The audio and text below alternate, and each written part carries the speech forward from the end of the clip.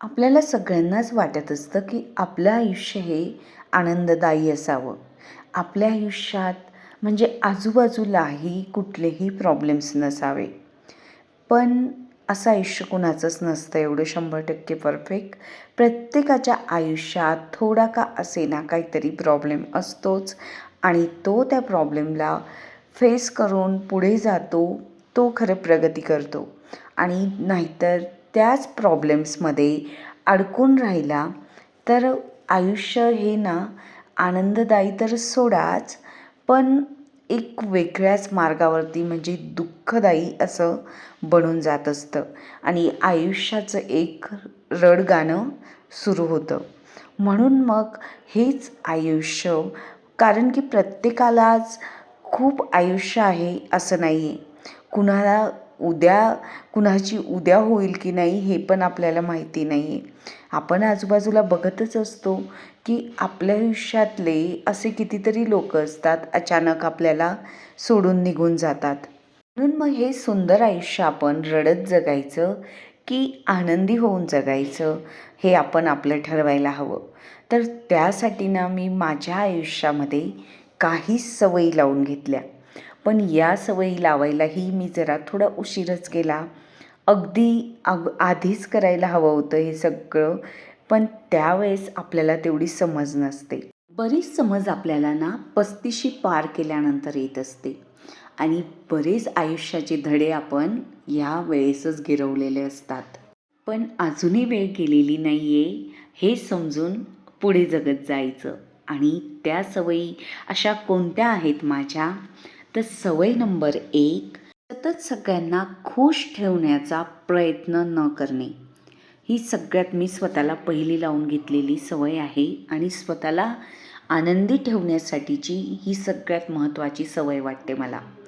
कारण की ज्याही वेळेस आपण सगळ्यांनाच खुश करण्याचा प्रयत्न करत असतो ना, त्यावेळेस आपण म्हणजे स्वतःला खुश ठेवत नाही. कारण की ना सतत प्रयत्न करण्यामध्ये हे विसरूनच जातो की आपलंही स्वतःचं एक आयुष्य आहे. आणि या जगामध्ये ना आपण कधीच कुणाला 100% खुश ठेवू शकत नाही. म्हणून जितकं असेल ना 100% स्वतःकडून नक्कीच चांगला वागण्याचा प्रयत्न करते. पण म्हणजे एक्स्ट्रा त्यांना कुणालाही खुश ठेवण्यासाठी मी 0 प्रयत्न करते. जे आहे ते सरळ वागते. इतरांना खुश करता करता आपण कधी दुःखी होऊन जातो हे आपल्यालाही कळत नाही.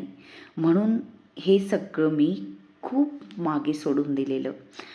सवय नंबर 2, स्वतःचे मानसिक आरोग्य जपणं हे माझ्यासाठी खूप महत्त्वाचं आहे. जितकं शारीरिक आरोग्य जपणं महत्त्वाचं आहे तितकंच आपलं मानसिक आरोग्यही जपत नाही आपण. कारण की ना हे बऱ्याच जणांच्या लक्षातही येत नाही की मानसिक आरोग्य जपणं किती महत्त्वाचं आहे. आपण जर आतूनच खुश नाही राहिलो तर आपण कुठलीच गोष्ट करू शकत नाही. बरेचदा आपण इतरांच्या अध्यात पडून पण ना आपलं मानसिक आरोग्य खराब करून घेत असतो. मग ते माहेर असू द्या, सासर असू द्या, आपल्या आजूबाजूचे लोक असू द्या. तर यांच्यामध्ये न पडता आपण बाजूला राहून आपापल्याच जीवनात आपण जगत राहिलो, खुश राहिलो तरच आपण आपलं मानसिक आरोग्य जपू शकतो. मदत इतरांना जरूर करावी, पण आपल्या मानसिक आरोग्यावर परिणाम होईल इतपत नाही करावी. सवय नंबर 3, मैत्री करताना मी विचारपूर्वक मैत्री करते आता. 10 मैत्रिणी, 100 मैत्रिणी असण्यापेक्षा एकच आपल्यासोबत प्रामाणिक मैत्रीण असलेली चांगली असते. असं नाही म्हणणार प्रत्येकाचे अनुभव हे वेगवेगळे असतात, पण काही जण आपले प्रॉब्लेम्स रडून ऐकून घेत असतात आणि दुसरीकडे हसून हसून व्यक्त करत असतात. म्हणून मग आपण ज्यांच्याशीही मैत्री करतो ना ते योग्य पात्र आहेत का आपल्या मैत्रीसाठी याचीही पडताळणी करणे हे पण खूप महत्त्वाचं आहे. म्हणून मग मैत्री करताना ही विचारपूर्वकच करावी. 4थी सवय मी लावून घेतली, बोलताना बुद्धीचा वापर करून बोलणे. कधीकधी आपण भावनिकरित्या एवढे वाहून जात असतो की आपण कुणासमोर व्यक्त होत आहोत याचीही आपल्याला पुसटशी जाणीव होत नसते. कारण की आपण स्त्रिया मुळातच खूप भावनिक असतो. थोडं जरी आपण दुःखी असलो ना तर आपण इतकी बडबड करतो, पण ती बडबड समोरच्या समोर ज्याच्यासमोर करत आहोत तो व्यक्ती कसा आहे ते पण खूप महत्त्वाचं आहे बरं. कारण की खूप जण ऐकून घेतात आणि त्याच्यावरतीच आपल्याला टोमणे मारतात. याचाही अनुभव तुम्ही खूप जणांनी घेतलेला असेल, मीही घेतलेला आहे. म्हणून मग आपण भावनिकतेमध्ये कुणाशी कसे व्यक्त होतो हे पण खूप महत्त्वाचं आहे. म्हणून मी आधी भावनिकरित्या आपण बऱ्याचदा खूप जवळच्यांच्या काही गोष्टी इतरांना सांगत असतो, पण त्यावेळेस आपण खूप इमोशनल असतो. नंतर सगळ्या गोष्टी नॉर्मल होतात आणि मग नंतर आपल्याला पश्चाताप येतो की आपण का बोललो, अशा आपल्या घरातल्या इतरांजवळ का व्यक्त झालो. तर हा पश्चाताप न होण्यासाठी म्हणून नेहमीच बोलताना बुद्धीचा वापर करावा. आधी तर काय बोलत आहेत समोरचे ते ऐकून घ्यावं आणि गरज असेल ना तरच व्यक्त व्हावं.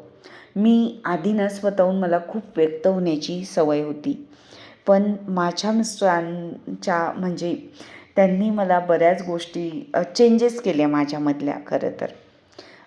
जिथे चुकत आहोत ना तिथे नक्कीच ते मला सांगत राहिले आणि त्यामुळे ना माझ्या स्वभावात बदल झाले बऱ्यापैकी.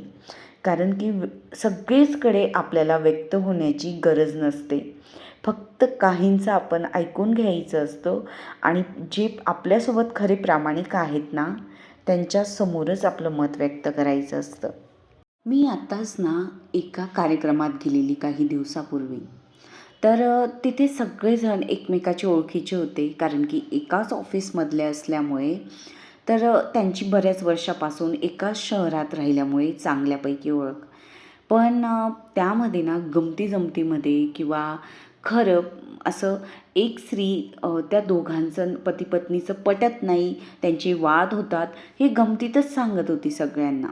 आणि ती कदाचित सतत प्रत्येक वेळेस भेटल्यानंतर ना ती सांगत असावी. मतभेद सगळ्यांमध्ये असतात, पण ते कुठे बोलावे याला पण खूप महत्त्व आहे.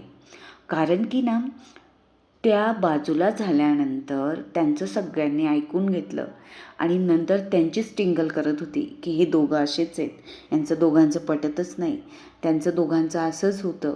मलाच नंतर वाईट वाटलं की म्हणजे बोलताना किती विचारपूर्वक आपण बोलायला हवं याचा पण त्यावेळेस अनुभव घेतला.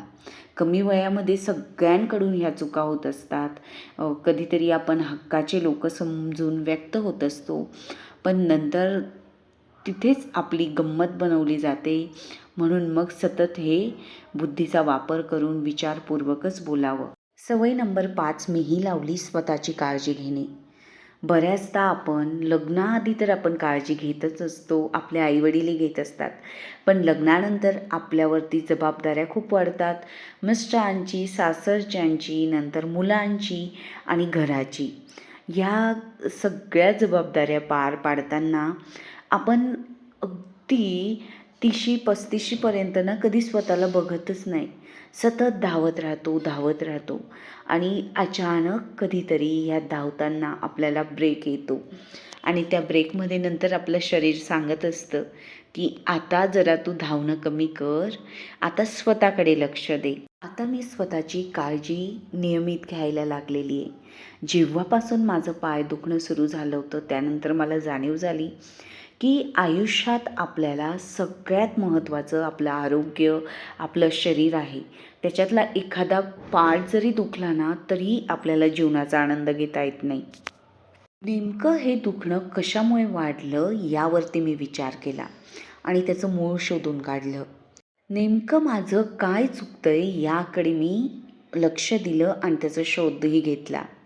तर ज्या चुका मी करत होती त्या चुका लक्षात आल्यानंतर त्या चुका सुधारल्या आणि त्यामुळे ना माझं पायाचं दुखणं जवळपास म्हणजे कमी झालं, बंद झालं असं समजा. कधीतरी ओव्हरलोड कामाचा झाला तरच ते दुखतं, नाही तर मी काळजी घेते की ओव्हरलोड होणार नाही अशी. सवय नंबर 6, निगेटिव्ह लोक किंवा लोकांच्या बोलण्याकडे म्हणजे निगेटिव्ह बोलण्याकडे मी अजिबातच लक्ष देत नाही आणि ते बोलणं मी मनावरतीही लावून घेत नाही. हा सगळ्यात मी मोठा बदल केला. निगेटिव्ह लोक असतील ना तर त्यांच्यापासून ना मी 4 हात दूरच राहते. असं बऱ्याचदा आपल्याला घरातल्या निगेटिव्ह लोकांशी डील करावं लागतं. आता बरेच जण जॉईंट फॅमिलीमध्ये राहत असतात, काही जण ऑफिसमध्येही जात असतात, मग तिथेही त्यांना या गोष्टी फेस कराव्या लागतात. पण आपण सगळ्यात आधी लोकं ओळखून घ्यायचे आणि लोकं ओळखल्यानंतर त्यांच्यापासून ना जरा 4 हात लांब राहायचं. आणि काही निगेटिव्ह लोकांना ऑप्शनच नसतो, ते सोबतच असतात. तर त्यांच्यासाठी मी एक सल्ला देईल की ते तसेच आहेत या गोष्टीचा स्वीकार करा.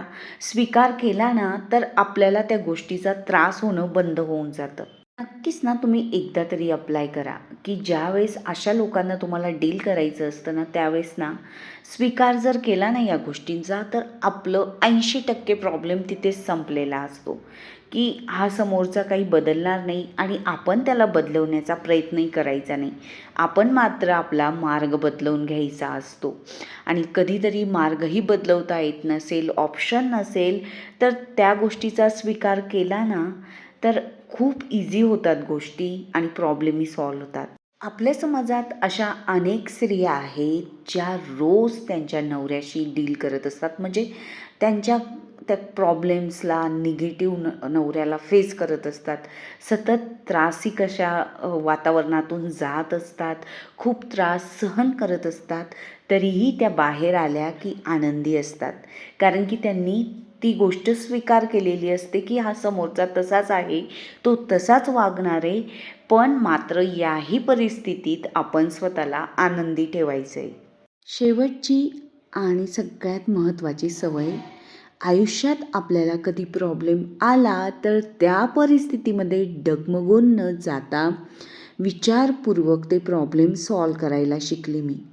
योग्य डिसिजन कसे घ्यायचे त्यासाठी तितका आत्मविश्वास कसा म्हणजे ॲटोमॅटिकली तयार होतो ना, हे ज्यावेळेस आपण योग्य निर्णय घ्यायला शिकतो ना त्यावेळेस ॲटोमॅटिकली हे प्रत्येक स्त्रीमध्ये येतात, प्रत्येक व्यक्तीमध्ये येतात. स्वतःचे प्रॉब्लेम इतरांशी चर्चा न करता स्वतःच्या बुद्धीचा वापर करणे हे पण खूप महत्त्वाचं आहे.